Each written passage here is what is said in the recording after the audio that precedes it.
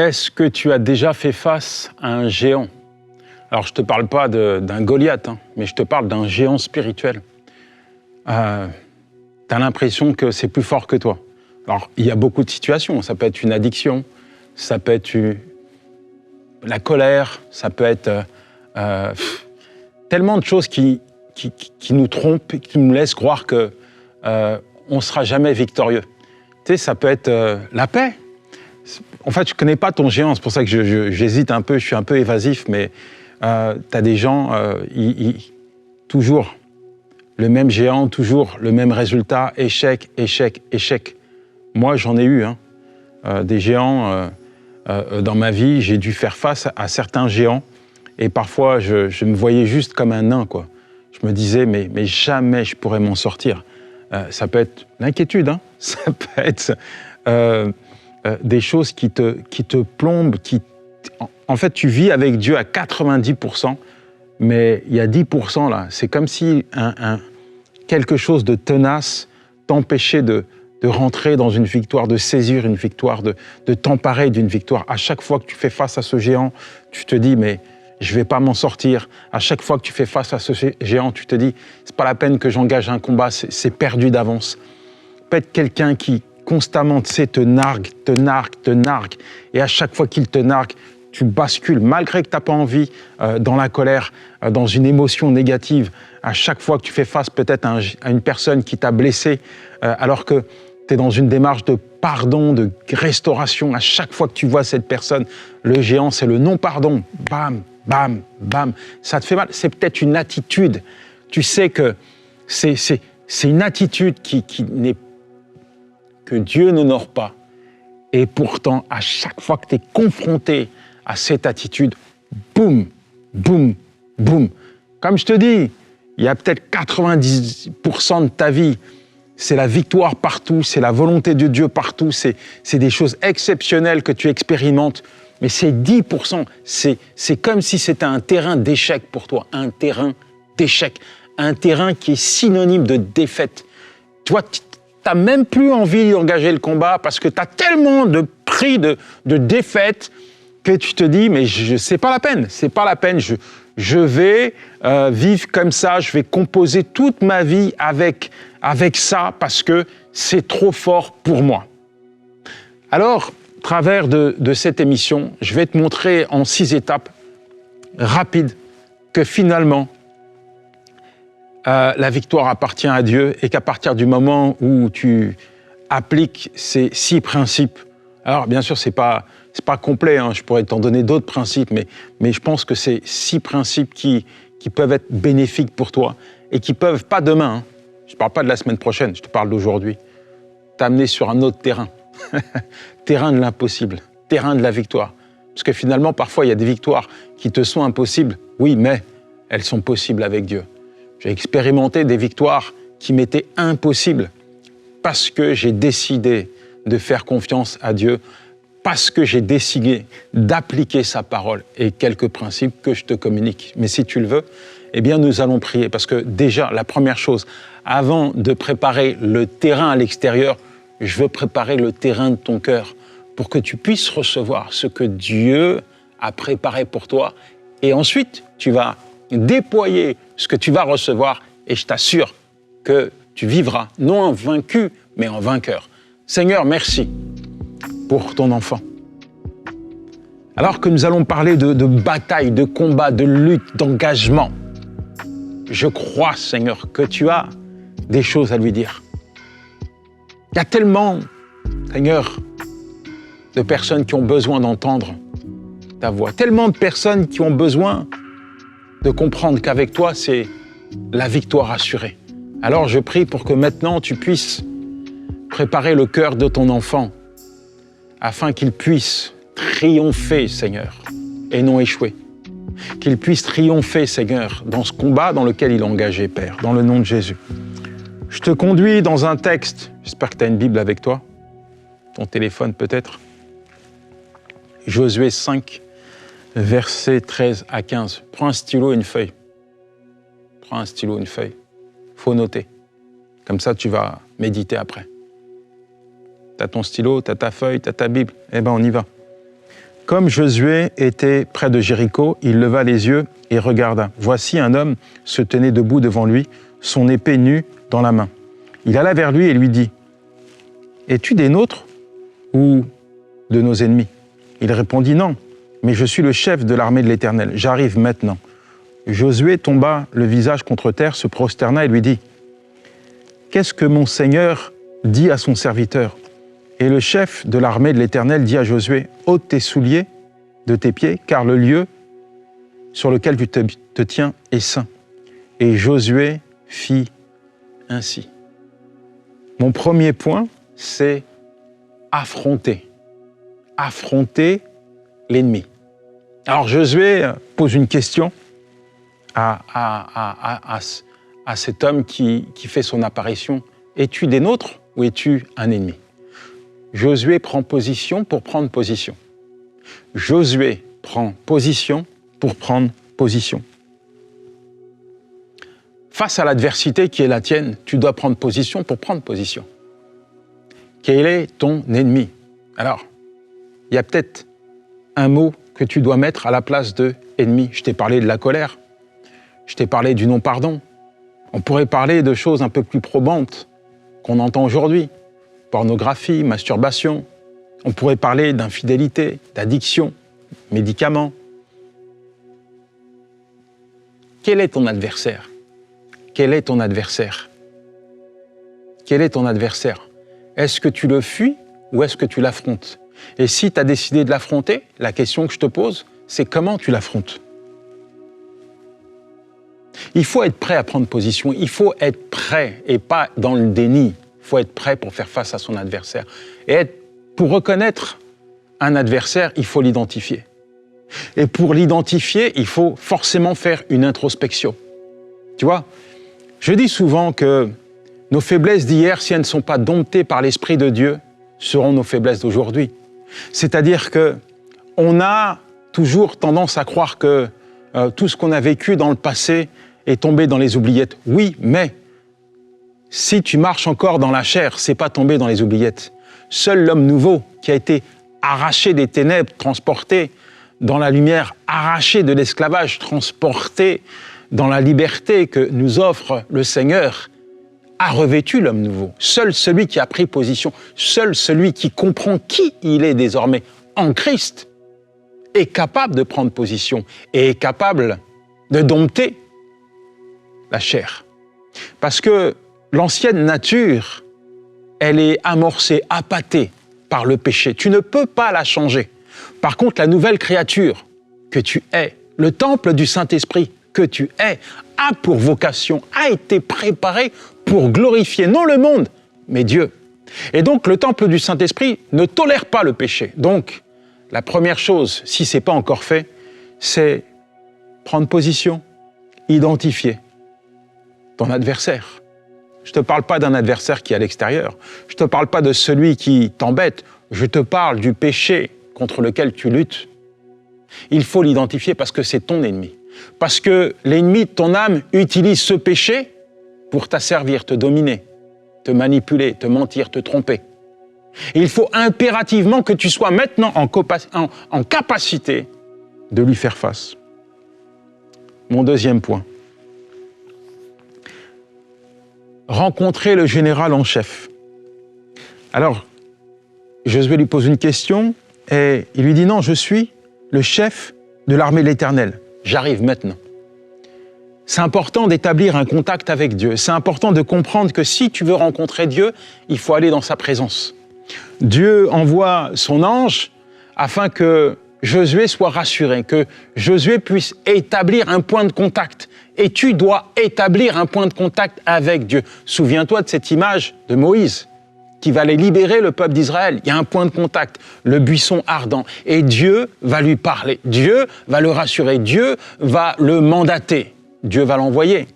Et il en sera de même pour toi. Là, maintenant, tu dois aller dans la présence de Dieu. Établir un point de contact avec Dieu. Parce que la présence de Dieu va t'orienter et t'équiper. Dans la présence de Dieu, il y a la puissance de Dieu. Je dis que dans la présence de Dieu, il y a la puissance de Dieu. Dans la présence de ton Dieu, l'Éternel, le Tout-Puissant, il y a sa puissance. Es-tu prêt, maintenant, à te tenir devant ton Dieu? Alors que tu as décidé d'identifier ton adversaire, maintenant, tu vas te tenir devant Dieu. Parce qu'il est important pour toi que tu comprennes que dans ce combat, tu n'es pas seul, qu'il est là, qu'il est avec toi. Et c'est ce qui va de toute façon se passer pour cette prise de Jéricho, puisque le contexte de l'apparition de l'ange de l'Éternel, c'est parce que Josué et le peuple d'Israël doivent s'emparer de Jéricho. Alors ils ont besoin d'être assurés, ils ont besoin de comprendre que ce combat, il n'est pas pour eux, mais il est pour Dieu. Nous allons prier. Seigneur, merci pour ton enfant. Je prie pour qu'il puisse, Seigneur, faire une introspection. Que tu puisses lui montrer maintenant, Seigneur, certaines choses, Seigneur, qu'il doit abandonner. Que ce soit dans sa vie personnelle, que ce soit dans sa vie à l'extérieur ou dans ses relations. Il y a peut-être, Seigneur, un adversaire, un ennemi, Seigneur, qui l'empêche d'avancer. À chaque fois qu'il est confronté à cela ou à cette personne, Seigneur, c'est l'échec, c'est la désobéissance, Seigneur. Je prie pour que tu lui montres, Seigneur, cette zone, Seigneur, oui, ce terrain, Seigneur, qui n'est pas propice, Seigneur, à ta volonté. Je prie pour qu'il puisse maintenant se tenir devant toi, Seigneur, et être disposé à t'écouter, à obéir à ta voix. Qu'il puisse être disposé, Seigneur, à se repentir, à abandonner, à céder, à déposer ce péché, Seigneur, à s'emparer de ton pardon. Merci, mon Dieu, parce que dans ton processus de victoire, Seigneur, il y a ce changement, cette transformation que tu opères dans nos vies. Et je crois, Seigneur, que le processus est enclenché, Seigneur, et qu'à la fin de cette émission, la victoire sera totale et complète, Père, dans le nom de Jésus. Mon troisième point, adorer à genoux. Adorer à genoux. Josué tomba le visage contre terre, adora et il dit, « Qu'est-ce que mon Seigneur dit à son serviteur ?» S'humilier, se tenir devant Dieu. Dieu aime quand nous avons cette attitude. Lorsqu'on s'humilie devant Dieu et qu'on reconnaît sa grandeur, alors on expérimente sa puissance. Quel est ce moment où tu t'es vu? Au lieu de lutter, au lieu de te poser des questions, au lieu de penser à l'échec que tu vas subir en affrontant cet adversaire, quel est ce moment qui fait partie de tes souvenirs où tu as eu le bon réflexe? Celui de tomber devant le Seigneur, de t'humilier, de te mettre sur les genoux ou à plat ventre, totalement dépendant de lui. Je me souviens de certains combats dans ma vie où finalement j'ai compris que ma victoire résidait dans mon humilité. C'est-à-dire, Dieu m'a montré que je ne devais pas avoir honte d'aller vers lui et lui dire les choses, des choses qu'il connaissait. Et c'est ce que j'ai fait. C'est-à-dire que dans des situations où je me sentais vraiment en souffrance, où je me sentais que j'allais céder au péché, je me retranchais dans la présence de Dieu, je m'humiliais, je disais au Seigneur, mais plutôt que de souffrir, je veux souffrir dans ta main. Plutôt que de m'abandonner au péché, je préfère rester dans ta présence, je préfère rester couché, paralysé dans ta présence et être relevé par toi que par mes propres forces. Et quand j'adoptais, quand j'appliquais cette attitude, pour moi, c'était la victoire. Pour moi, c'était le meilleur moment, c'était l'attitude la plus propice pour expérimenter la victoire, pour vivre la parole de Dieu. Tellement de combats qu'on lutte, tellement de victoires qui ne sont pas les nôtres, parce qu'on n'applique pas ces principes, parce qu'on ne met pas Dieu en avant, parce qu'on ne s'humilie pas devant Dieu.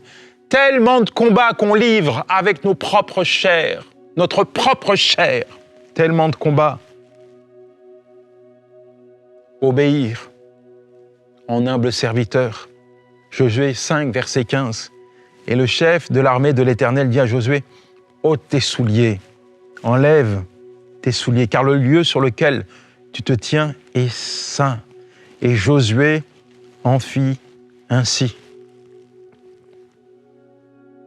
Obéir, se dépouiller de ce qui a trait à la chair, tu vois, et se mettre à nu devant Dieu. Obéir, c'est se soumettre. Se soumettre.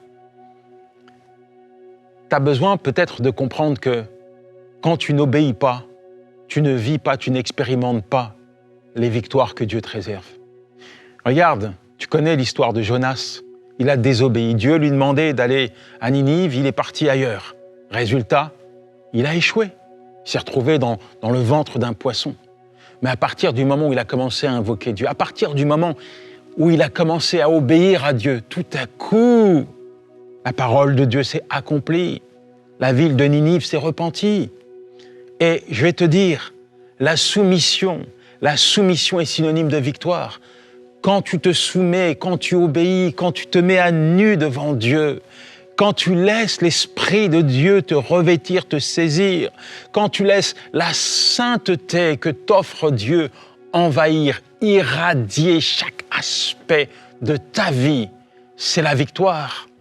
Il y a beaucoup de personnes qui passent un temps, ils passent leur vie à faire le focus sur le diable, à lutter contre le diable plutôt que de se consacrer à Dieu. Si tu te consacres à Dieu, ne t'inquiète pas pour ton adversaire, Dieu s'en occupe. Si tu te consacres à Dieu, si tu te retranches dans la présence de Dieu, si tu te tiens dans la présence de Dieu, si tu te soumets, si tu obéis à Dieu, ne t'inquiète pas pour ton adversaire en te disant « qu'est-ce qu'il va me faire ? Comment je vais le mettre en déroute ?» Ne t'inquiète pas avec ce type de questions parce que Dieu s'en occupe. Dieu veut s'occuper de toi d'abord. Et pour s'occuper de toi, il faut que tu t'occupes de lui. Dieu s'occupe de toi, mais toi, occupe-toi de lui. Et arrête de t'occuper de ton adversaire. Occupe-toi de Dieu. Occupe-toi de ta relation. Occupe-toi de ta consécration.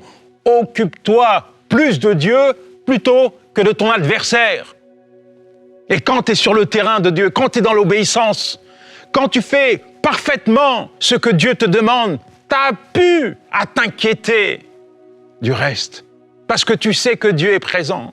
Tu sais que tu es en droit de revendiquer les promesses de Dieu. Les défaites que j'ai subies ont été des défaites bien souvent où j'ai été sur le terrain de l'adversaire. Les défaites que j'ai subies dans ma vie ont été des défaites que j'ai subies sur le terrain de la désobéissance. Quand j'ai désobéi, j'ai subi des défaites, mais je n'ai jamais subi de défaite en obéissant à Dieu. Je n'ai jamais subi de défaite en obéissant à Dieu, et il en sera de même pour toi. Si tu obéis à Dieu, la défaite ne sera pas ton partage. L'obéissance transforme ton cœur. L'obéissance transforme ta vie. Quand tu obéis à Dieu, tu lui permets de changer, de transformer, de métamorphoser ta vie tout entière. Seigneur, merci pour ton enfant. Je crois, Seigneur, que tu es en train de lui parler. Je crois que tu es en train de tourner son cœur vers toi. Rends son cœur flexible à ta parole. Que ta parole puisse incliner son cœur. Que ta parole puisse tomber dans la bonne terre et porter du fruit. Ô Éternel, mon Dieu, merci. Merci pour l'œuvre de consécration. Merci pour la sanctification que tu opères dans la vie de ton enfant. Donne-lui de ne plus jamais, jamais marcher sur le terrain de l'adversaire. Donne-lui de toujours, toujours se soumettre à ta volonté. Donne-lui de ne plus jamais, jamais te désobéir. Donne-lui la capacité. C'est mon 5e point, se dépouiller de nos capacités. Tes capacités. C'est quoi tes capacités? Moi, je connais les miennes. Ah, je suis capable du meilleur, mais aussi du pire. En fait, je crois que je suis capable de pas grand-chose. En tout cas, contre ce type d'adversaire, qui est le diable, qui veut me détruire, qui est l'adversaire de l'homme, qui est le prince de ce monde, de ténèbres. Contre ce type d'adversaire, je pense que mes capacités ne valent rien. J'ai essayé avec mes propres forces de lutter contre certains géants. J'ai essayé, je t'assure que j'ai essayé. Mais il n'y a rien qui se passe. Ah, peut-être un semblant de victoire. Mais la réalité, c'est que derrière la victoire, il y avait toujours la défaite. Voilà pourquoi j'aimerais partager un texte avec toi qui se trouve dans Zacharie 4, verset 6. Ce n'est ni par la puissance, ni par la force, mais c'est par mon esprit, dit l'Éternel. Par mon esprit, dit l'Éternel. C'est moi qui te donne la victoire. Pas toi, moi. Voilà ce que dit Dieu. Rappelle-toi, Gédéon, il veut aller combattre les Madianites avec une armée. Dieu réduit cette armée à 300 soldats. Non, il ne veut pas donner la gloire à un homme. Il veut garder. La gloire appartient à Dieu. Il réduit cette armée. Il faisait comprendre à Gédéon, tu n'as pas besoin d'une multitude de soldats, tu as besoin de ma présence. Ce n'est ni par la force, ni par la puissance, mais par mon esprit, te dit l'Éternel. Cette victoire que tu attends, tu vas l'avoir. Pas par tes propres forces, tes capacités, mais par l'Esprit de Dieu. Entends cela, fais confiance à Dieu, appuie-toi sur lui. C'est lui qui te donne la force et la capacité nécessaire de triompher de tes adversaires. Seul son esprit est capable de mettre en déroute l'adversaire de ton âme. Seul son esprit est capable de te faire haïr le péché et aimer la justice. Seul son esprit est capable de t'équiper pour faire face à n'importe quel type de tentation. Seul son esprit est capable de t'apporter la victoire. Est-ce que tu comprends cela? Tes plus grandes victoires, tu les obtiendras quand tu t'appuieras sur Dieu. Tes plus grandes victoires viendront le jour où tu décides de t'appuyer sur Dieu. Pourquoi je dis le jour, moi? C'est pas le jour, c'est maintenant. Pas le jour, maintenant. Tu vas obtenir la victoire maintenant. Pas demain, pas après-demain, pas l'année prochaine, maintenant. Peut-être que le diable te dit, demain, tu auras une victoire. Demain, tu réussiras à couper la tête de ce géant. Non, Dieu te dit, c'est maintenant. Le diable, c'est un menteur. Te pousse à procrastiner. Non, te laisse croire qu'un jour, tu vas t'en sortir. C'est un menteur. Ne l'écoute pas. On ne l'écoute pas. Écoute l'Esprit de Dieu. Ta victoire, c'est maintenant. Alors que tu décides de te positionner, alors que tu décides de t'abandonner entre les mains de ton divin berger, il te donne la victoire. Il te donne la capacité. Seigneur, merci pour ton enfant. Je ne connais pas le géant qui l'affronte. Je ne connais pas le terrain sur lequel il est, Seigneur. Je ne connais pas, Seigneur, ce qu'il y a dans son cœur, dans sa vie. Je ne connais pas, Seigneur, cet adversaire. Mais il a un nom. Toi, tu le connais. Ton enfant le connaît. Et aujourd'hui, Seigneur, je te demande de lui donner la victoire. Je te demande, Seigneur, de lui montrer maintenant que tu es présent. Je te demande de venir le saisir. Saint-Esprit, saisis-le. Saint-Esprit, remplis-le maintenant. Saint-Esprit, donne-lui la force, la volonté, le vouloir et le faire dont il a besoin, Seigneur, pour avancer, se consacrer à toi et abandonner ce que l'ennemi utilise pour le détruire. Qu'il puisse rentrer dans tes promesses. Qu'il puisse rentrer dans tes promesses. Ça sera mon dernier point. Partir avec une parole divine. C'est ce que Josué a fait. L'Éternel dit à Josué, vois, Josué 6, verset 2. Je livre entre tes mains Jéricho et son roi et ses vaillants soldats. Si tu lis tout le contexte, tu verras qu'ils vont vivre quelque chose de fort, de puissant. Dieu va leur donner la ville de Jéricho et la parole que Dieu a déposée dans le cœur de Josué, porter en elle la puissance nécessaire pour le rassurer, la puissance nécessaire pour l'amener à obéir à la voix de Dieu. C'était incroyable. Comment tourner autour de la ville? Dernier jour, le 7e jour, vous allez tourner 7 fois et je vous donne Jéricho, les murs vont tomber. La pensée de Dieu n'est pas ta pensée. Dieu n'est pas rationnel, il est irrationnel. La foi est une folie, elle n'est pas rationnelle. La foi est toujours démesurée. Mais la foi, elle doit être audacieuse. Aujourd'hui, l'Éternel te dit, je te donne la victoire. Je te donne la victoire. Ce géant que tu as affronté hier, qui a toujours triomphé de toi, je le fais disparaître. Aujourd'hui, positionne-toi. Voilà ce que le Seigneur te dit. Mets-toi sur mon terrain. Arrête d'aller sur le terrain de l'adversaire. Arrête de croire, de penser comme un défaitiste ou un vaincu. Mets-toi sur mon terrain. Mon terrain, c'est le terrain de la victoire. Mon terrain, c'est le terrain où je déploie ma puissance dans ta vie. Mon terrain, c'est le terrain où je mets en déroute tes adversaires, où l'adversaire ne peut pas mettre les pieds. Mon terrain, c'est le terrain où tu vas expérimenter ma gloire. Le terrain que je te donne, c'est le terrain où tu es libre, c'est le terrain où tu es dans ma lumière, c'est le terrain où tu m'appelles, où je réponds, où je suis présent, c'est le terrain où tu vas vivre ma parole, où tu vas entrer dans mes promesses. C'est le terrain du changement, c'est le terrain de la victoire, de ta victoire. C'est ce que Dieu te dit, mon ami. C'est ce que Dieu te dit.